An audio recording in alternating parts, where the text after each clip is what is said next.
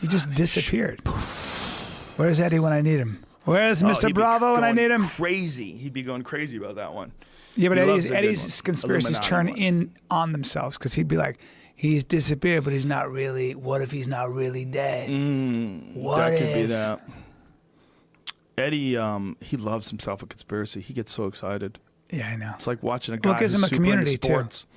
Like a dude who's super into sports. You know, like he fucking, you want to talk all I'm to saying is it's a little weird. Well, you know what I tried to, someone was like, well, why does he enjoy conspiracies? I said, well, first of all, he enjoys them. Like, enjoy what you like. But also, Eddie's always been really good at, like, shutting down people not believing in his ideas with jiu-jitsu. Because Eddie has, like, revolutionary jiu-jitsu. Yeah. Like, his jiu-jitsu. Like, really creative. His rubber guard setups and all the different things, the paths that he fixed a lot of paths in traditional jiu-jitsu. He changed a lot of things and did some things his way. And when he would describe it to me, I was like, oh, this is a guy who, like, has an idea how to do things.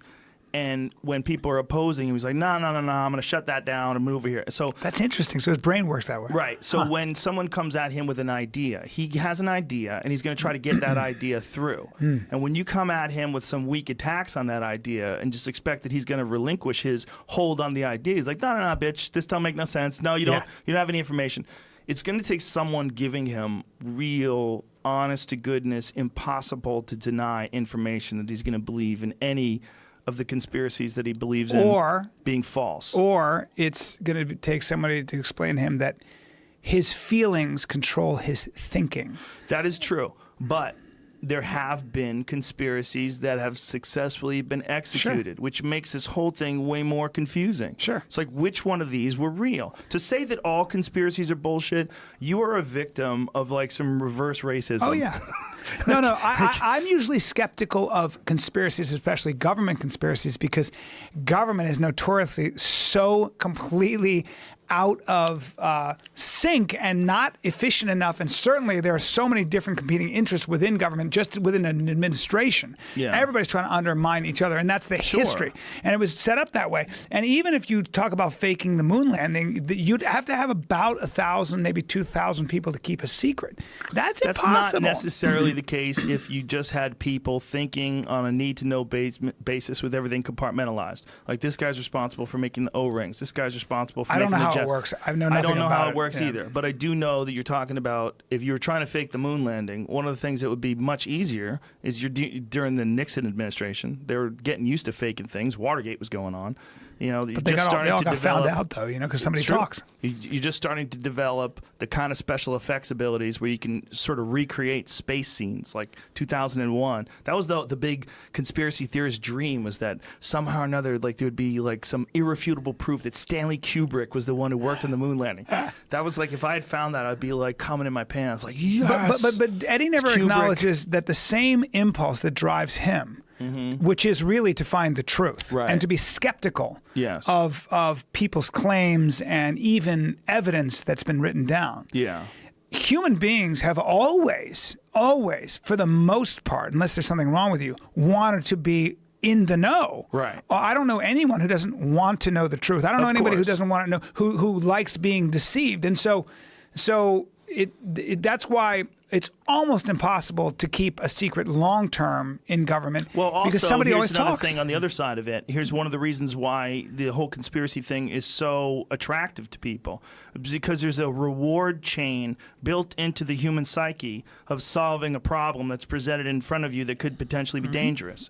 There's a reward chain, and 100%. This reward chain gets acted upon even if you're talking about nonsense, even if this is like some Area 51, you know, UFO body fucking, whatever it is. Roswell, New Mexico, the guy who was there, the general, talked to my grandma. Yeah. He told me about the coffins, 4-foot-tall coffin. Yeah. They were little alien babies. They took them to the back of the hearse. They had them embalmed, and my aunt saw it, and they killed her in the forest.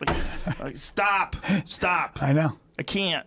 But when you have an explanation, you don't feel as unsafe. Yes. See, if I tell you that there are random things that happen, for example, the shooter in Las Vegas. He was 64, and there were no signs. He was very controlling. If you look at, he's a good bit of a sociopath. He had this obsession with control.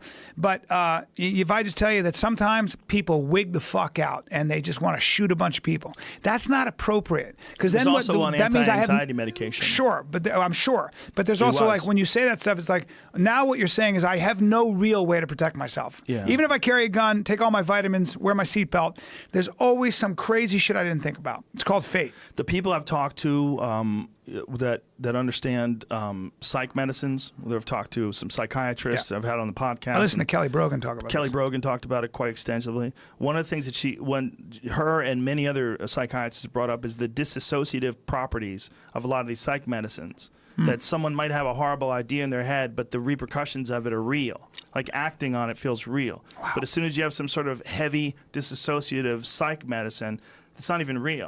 Like you don't care anymore. You're like blah blah blah. You're like blah, watching blah. yourself in a movie or something. You're on something that dulls all the highs and the lows. It puts you in this weird state where it's okay. It's okay. It's okay to just kill these people. Like I don't know whether or not you could make the leap from being a person who could never kill somebody to being a person who doesn't have a problem with killing somebody. I don't know if that's true. I mean, maybe that's a chasm too far to cross. But I guarantee you, if you're the type of person that is having some horrible thoughts about like being aggressive to people, and then someone puts you on something that makes you like, I don't give a fuck. Like it's gonna. If you're who knows what the right chemical is too, right? Like if they give you the wrong one, maybe it'll switch you one way, or the right one, it'll turn you the other way, or maybe we should add some Abilify into the mix. Maybe we should throw some of this in there. This is an antipsychotic to help you all even out. Do you know you can have a lesion on your brain the size of the head of a pin? You can have a lesion, and if it's in the right, there's a specific area of the brain where it can be a tiny lesion that you can't see really, barely with the naked eye, and it can render you a homicidal maniac. That's my problem. Fighting off the lesion. I got lesions in my brain. Is that true? Yeah. What is it called? What's the lesion? I don't know. I could look it up for you, but it's by. But you can. Where I heard it was in a lecture by Daniel Robinson, who was a professor at Oxford and Georgetown, and the smartest man on the planet. Well, that's why you have to really be careful when you're punching people in the head, right? Yeah. Yes, sir. That's why it causes. Well, so the guy who does that make sense? Remember the guy who captured the 13-year-old girl, not Elizabeth Smart, but the other one. He had 2 children with her, kept her for 18 years, and she escaped finally. Yes, that was the guy that was, where'd that take place? He and his wife. It was somewhere in, like, I think Seattle or something. I don't know where it was. He had them in the basement, right? He had them in the backyard, in a shed, in a sealed-off shed, and then they lived in the backyard with their daughters until, I mean, literally she was 18. They would go out once in a while. It was real Stockholm Syndrome shit. Oh, my God, that's so crazy. Yeah, but he got her pregnant at 13, and it was just a terrible story. This is what I was going to tell you about earlier. Did you see the footage where they're selling slaves in Libya? Is it Libya or is it Iraq? It's Libya. Yeah. There was, well, maybe it's in Iraq too. Yeah. But it was Libya, and there was I forget who the title. It was USA Today that had an editorial that said, "Thanks Hillary Clinton." Because Hillary Clinton, apparently, they're blaming her decisions on the reason why we went into Libya and dethroned Muammar Gaddafi. Yeah. Who knows? Yeah, you would know maybe more than most. But video of migrants sold in apparent slave auction in Libya provokes outrage worldwide. It's disturbing, man. When you watch it, they got guns to these dudes' heads. All these